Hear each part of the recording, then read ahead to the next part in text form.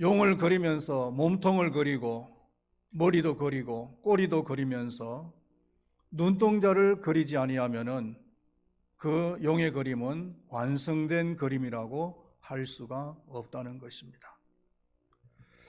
이 말의 의미는 무슨 일이나 아니면 무슨 일을 할 때에 가장 중요한 것이 있는데 그것을 해야 비로소 완성이 된다는 뜻입니다. 왜 이런 말을 하느냐 하면은 기독교라고 하는 종교는 많은 교리들이 있습니다. 창조 교리도 있고 예정 교리도 있고 또 탄생, 고난, 죽음 등등의 많은 교리들이 있지만은 그러나 그 많은 교리들 가운데서 예수님의 이 부활 교리는 가장 중요한 교리라는 것을 말하기 위함이라는 겁니다. 예수님의 이 부활이 없었더라면 기독교는 온전한 종교가 될 수가 없었을 것입니다. 만약에 기독교라고 하는 탑을 쌓는다면 제일 꼭대기에 쌓아야 할 부분이 바로 예수님의 부활이라고 하는 사실입니다. 우리의 신앙도 마찬가지인 겁니다. 다른 것을 다 믿어도 만약에 예수님의 부활을 믿지 않는다면 그 신앙은 온전한 신앙이라고 할 수가 없습니다.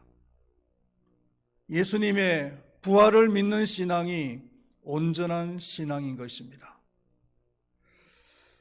예수님의 그 부활에 대한 증거는 무수히 많습니다.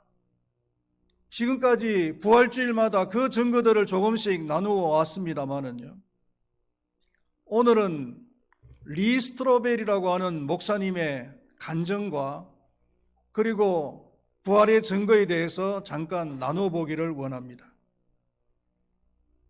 다시 한 번 더 말씀드리면은 리 스트로벨이라고 하는 목사님이에요. 이분은 미국의 명문대인 예일대 법대를 나왔습니다. 그리고 시카고 트리뷴지에 기자 생활을 했던 사람입니다. 그때는 당연히 예수님을 안 믿었고 또 예수님의 부활도 믿지 않았던 때였습니다. 그런데 어느 날부터 자기 부인이 자꾸 예수님을 믿고 교회를 다니려고 하는 겁니다. 그래서 그것을 방지하기 위해서 예수님의 그 부활을 연구를 하기를 시작을 했는데요. 물론 동기는 불순한 동기에서 시작이 되어졌습니다만은요. 이분이 수년 동안 성경과 그 외에 많은 자료들을 연구하고 조사를 해본 결과 결론이 뭐냐면은 예수님의 부활은 확실하다, 진실이다 라는 결론에 도달을 하게 된 겁니다. 그래서 자신도 예수님을 영접하고 신앙생활을 하기를 시작했고요. 그리고 신학교에 가서 신학 공부를 하고 목사가 되었는데 지금은 미국의 그 유명한 윌로우 크릭 교회의 교육 목사로 사역을 하고 있습니다. 이분은 그동안에 많은 연구를 했기 때문에 예수님의 부활에 대한 증거 자료를 많이 가지고 있는데요. 그 중에서 부활절이라고 했을 때 영어로 이스터잖아요. 그 이자를 딴 4개의 증거를 제시를 하고 있습니다. 첫 번째가 뭐냐면은 execution, 처형입니다. 기록에 의하면은 당시 로마 나라가 십자가 처형 제도를 시작한 이래로 단 한 사람도 살아남은 사람이 없었다는 거예요. 당시에 그 로마 나라가 이 십자가 사형 제도를 얼마나 철저하게 시행을 했느냐 하면은 로마 병정이 그 곁을 지키고 있다가 마지막으로 그 사형당한 사람의 발을 끄끄보고 그리고 죽었다는 것이 확인되면은 그때서야 로마 병정들도 철수를 했다고 하잖아요. 그러니 누가 도망을 갈 수가 있겠습니까? 미 의학협회 저널에 의하면은 예수님의 옆구리에서 물과 피가 흘러나왔다는 것은 이미 사망했다는 증거라는 거예요. 단지 기절만 했다가 새벽에 찬바람에 정신을 차리고 그리고 깨어나서 도망을 했다는 것은 그것은 허구라는 것이죠. 두 번째 증거가 뭐냐면은 early report, 그 초기 보고, 기자다운 생각인 것 같습니다. 예수님께서 죽으시고 부활하신 지 며칠 만에 제자들에 의해서 그 사실들이 증거되어지기를 시작을 했어요. 그리고 기록상으로 고린도전서에서 제일 먼저 기록이 되어져 있는데 고린도전서가 기록되어진 해가 AD 55년경입니다. 55년경이면은 예수님께서 부활하신 지 약 20년쯤 지났을 때예요. 이분이 기자 출신으로 생각을 해봤을 때에 1세기 그 당시에 통신망이 전혀 발달이 되어져 있지 않은 그런 시대잖아요. 그런 시대에 20년 만에 이 사실들이 전파되어지기 시작이 되어졌다는 것은 그야말로 속보 수준이라는 거예요.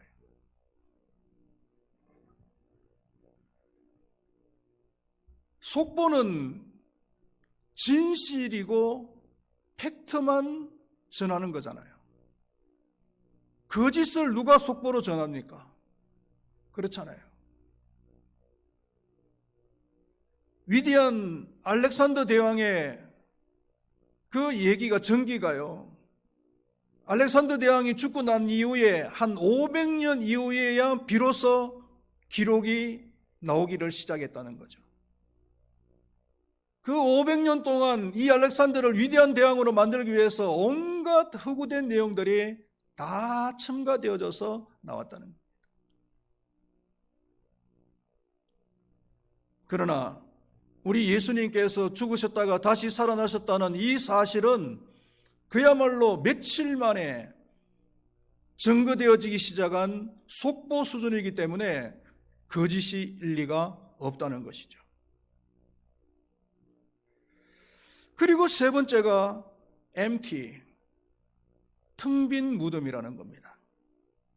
예수님께서 부활하신 이후에 여자들과 제자들이 무덤을 찾아갔을 때 무덤이 비어 있었다 그랬어요. 그래서 여자들과 제자들이 예수님의 무덤이 비어 있었다라고 말하는 것은 그것은 너무나 당연하다는 거죠. 그런데 마태복음 28장 11절에서 15절 말씀에 보면은 무덤을 지키던 경비병들이 빈 무덤을 확인했다 그랬어요. 이 경비병들이 누구냐 하면은 대제사장이 지시를 내서 혹시나 누가 무덤을 훔쳐가지 않을까 철저하게 경비를 서던 사람들이에요.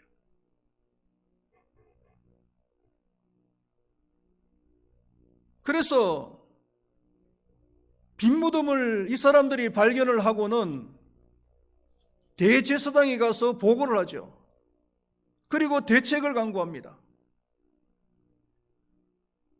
그래서 대제사장은 너희들이 자고 있을 때에 제자들이 와서 훔쳐갔다라고 얘기를 해라. 이렇게 거짓으로 상황을 꾸미죠. 그런데 이 상황이 말이 안 되는 것이 뭐냐면은 경비병들이 철저하게 지키고 있었는데 누가 그 시체를 훔쳐갑니까? 그리고 제자들은 조그만 계집종 하나가 무서워서 예수님이 모른다고 3번씩이나 부인했던 겁쟁이들인데 그 겁쟁이들이 이렇게 용감한 일을 할 리가 없잖아요. 예수님의 제자들이 텅 빈 무덤을 증거한 것이 아니고 예수님을 따르던 여자들이 텅 빈 무덤을 증거한 것이 아니라 예수님의 예수님을 십자가의 못을 박았던 그 장본인들이 의도했던 의도하지 않았던 그 무덤이 비어 있었다라고 증거를 했다는 것입니다. 이것은 사실일 수밖에 없다는 것이죠. 그 다음에 네 번째가 목격자입니다. eyewitness.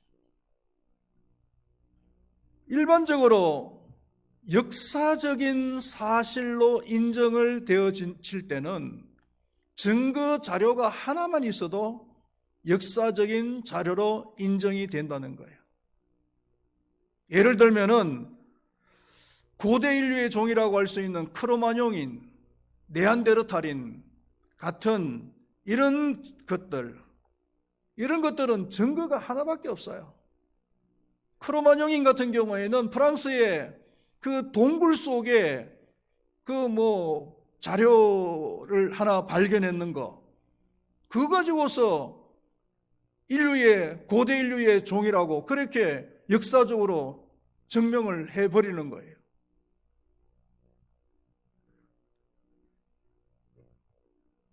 하물며 예수님께서는 부활하신 이후에 약 500명의 사람들에게 나타났어요.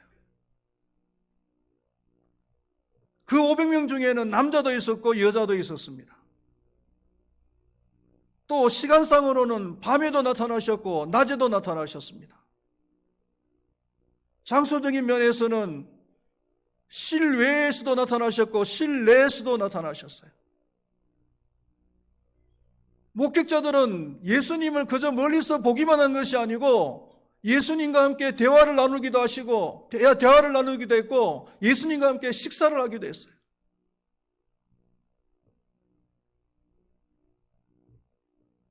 이와 같이 객관적인 자료들이 차고 넘치는 거예요. 이 사람이 생각할 때는 이 정도의 자료면은 예수의 부활의 사실은 역사적인 사실이다.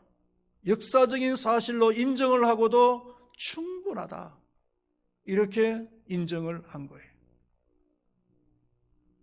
기자의 입장에서.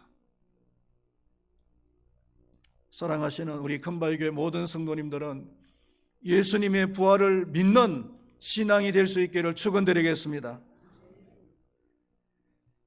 바울은 에베소서에서 교회의 심오한 비밀에 대해서 말을 하고 있는데, 특히 이 교회는 부활 공동체라고 부를 수 있어요.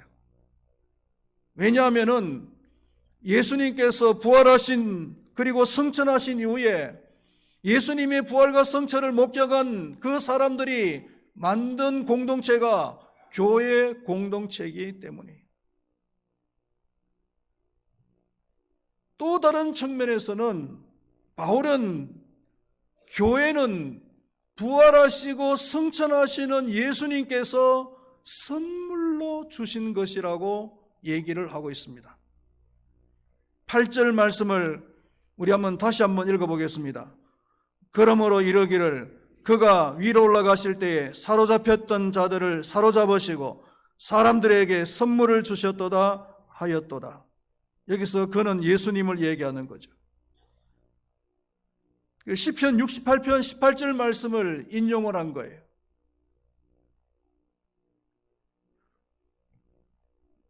교회는 부활하시고 성천하셨던 그 예수님이 성천하시면서 선물로 준 것이 바로 교회다.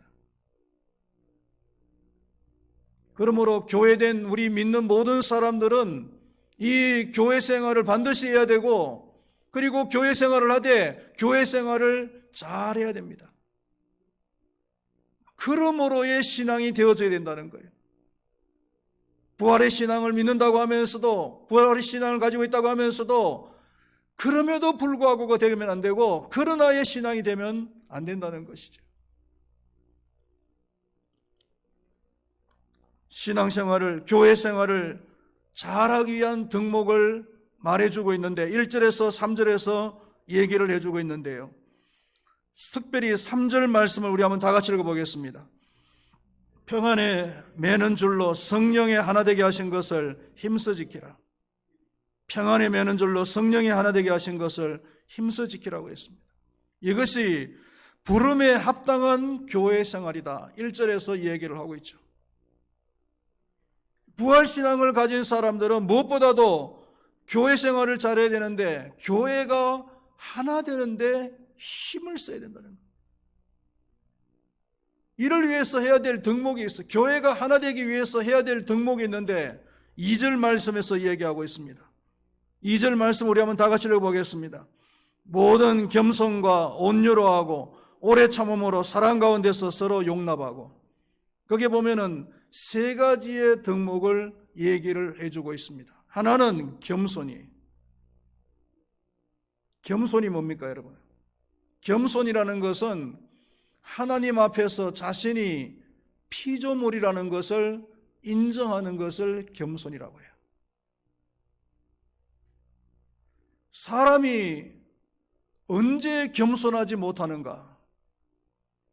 자신이 피조물이라는 것을 망각을 할 때에 겸손하지 못해요. 에덴 동산에서 마귀가 인간들에게 다가와서 유혹한 내용이 뭡니까? 너희가 그것을 먹는 날에는 눈이 밝아져서 하나님과 같이 될 수 있다. 하나님과 같이 될 수 있다는 거예요. 이게 얼마나 달콤한 유혹입니까? 우리가 언제 이런 유혹을 받습니까? 자신의 의견이, 자신의 주장이 온전히 절대적으로 맞다라고 주장을 할 때, 내 의견이 절대적으로 맞다라고 주장을 할 때 우리는 이런 유혹에 빠지는 거예요. 피조물의 주장이 어떻게 다 맞을 수가 있습니까? 어떻게 절대적으로 맞을 수가 있습니까? 하나님만이 맞는 거예요. 하나님만이 절대적으로 다 맞는 거죠.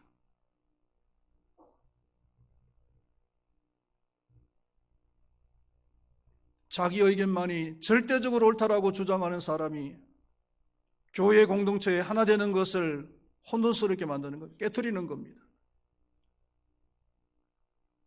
빌립보서 2장 3절 말씀해 보면은 오직 겸손한 마음으로 각각 자기보다 남을 낮게 여기고 이렇게 얘기를 하고 있습니다. 내 의견보다도 다른 사람의 의견을 더 낮게 여기라는 얘기예요. 그럴 때 교회는 하나 될 수가 있는 것입니다. 우리 금바위교회 모든 성도님들은 내 의견만 주장하지 말고 내 주장만 절대적으로 옳다고 생각하지 마시고요. 다른 사람의 그 주장, 다른 사람의 의견을 더 인정할 수 있는 그런 겸손한 삶을 살아갈 수 있기를 축원드리겠습니다. 그리고 두 번째가 온유함이라고 했습니다. 온유함이 무슨 뜻입니까? 단순히 부드러운 것을 의미하는 것은 아니에요. 온유함이라고 하는 이 헬라어 뜻은 잘 조절이 되어져서 일정한 것에 쓰임을 받는 것을 온유함이라고 해요. 예를 들면은 야생마가 있습니다. 야생마를 광야에서 데리고 왔는데 길이 들여지지 않아 가지고 사람이 고삐를 잡는다든지 사람이 타려고 하면은 아주 막 길길이 날뛰는 거예요. 그러니까 이 야생마는 전혀 쓸데가 없어요. 그런데 잘 훈련이 되어져 가지고 나중에는 짐도 나르고 그리고 밭도 갈고 이런 상태가 되어졌다는 겁니다. 이런 상태가 되어졌을 때 이스라엘 사람들은 온유해졌다. 이렇게 표현을 한다는 것이죠.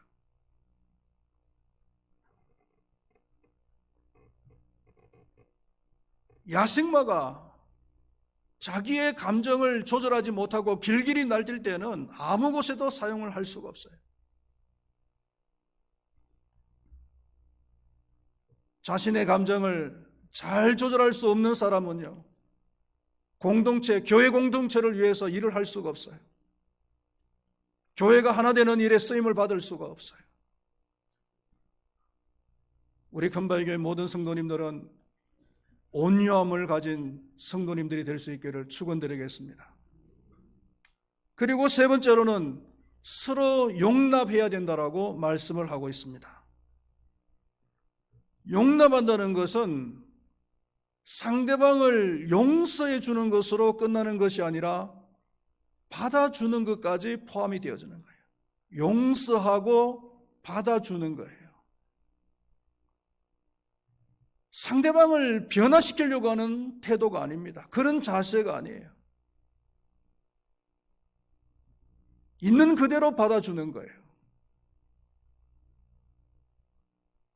신혼부부가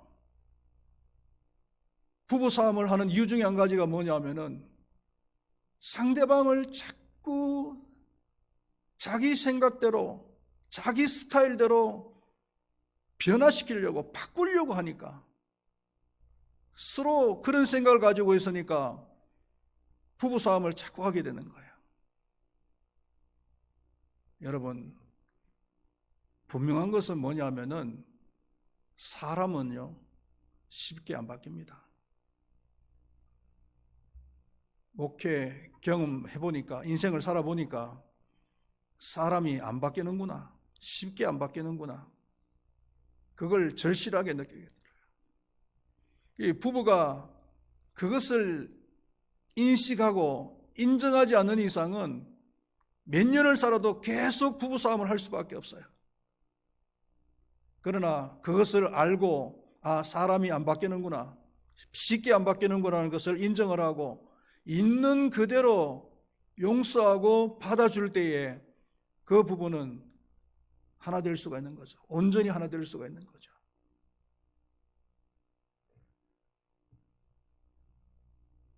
교회가 그래야 된다는 겁니다. 로마서 15장 7절 말씀에 보면은 그리스도께서 우리를 받아 하나님께 영광을 돌리신과 같이 너희도 서로 받으라, 이렇게 말씀을 하고 있습니다. 그리스도께서 우리를 있는 그대로 받아주셨다는 겁니다. 그러니까 너희도 있는 그대로 서로 받아주라는 거예요.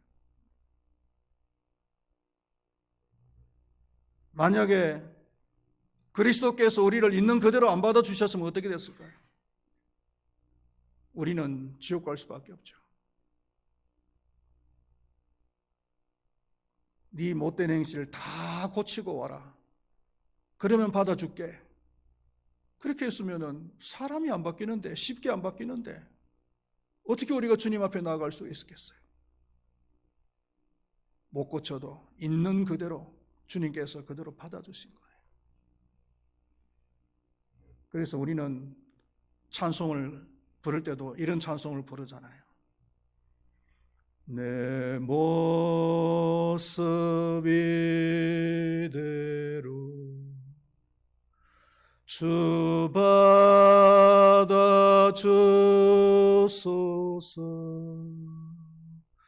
날 위해 돌아가신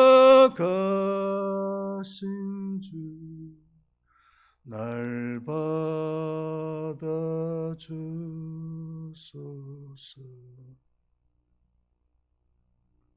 내 모습 이대로 받아달라고 우리는 주님께 기도하고 또 이렇게 찬송을 부르잖아요.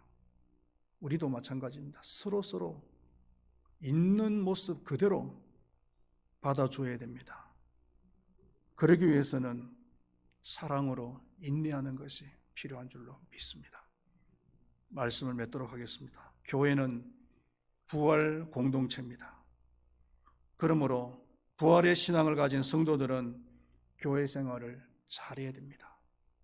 교회 생활을 잘한다는 것은 교회 공동체가 하나 되게 만드는 것입니다.